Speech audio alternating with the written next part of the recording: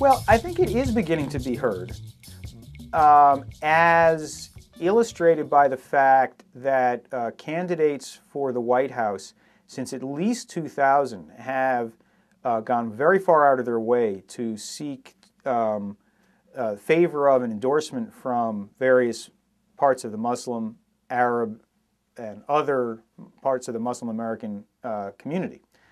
In connection with domestic concerns, candidates particularly, and there's probably some irony here, George W. Bush went very far out of his way to say things, particularly in 2000, but also in 2004, that were messages directly to Arab and Muslim voters. He condemned, for example, in 2000, ethnic profiling in one of his debates with Gore, which was a huge event in Muslim America, because they knew that those lines were for them and them only.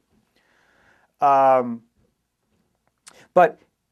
the question of whether American politicians are listening to Muslims is eclipsed by the question of whether American politicians basically listen to any voices dissenting to any degree from basically lockstep American policy vis-a-vis the Israeli-Palestinian dispute.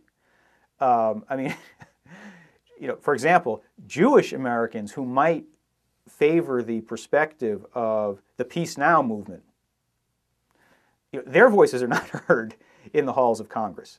I mean, you're not really allowed to stand up in the United States Congress and criticize the state of Israel. If you do, you are endangering your career in the same way that you would be if you stood up and you criticized the National Rifle Association. There are certain extremely potent lobbying organizations, and leave aside whether this is like illegitimate or outside of democratic bounds, there are just certain causes that are very, very powerful in Washington, and support for the state of Israel, and I wouldn't use the term Jewish lobby myself, I would say the Israeli lobby is one of them.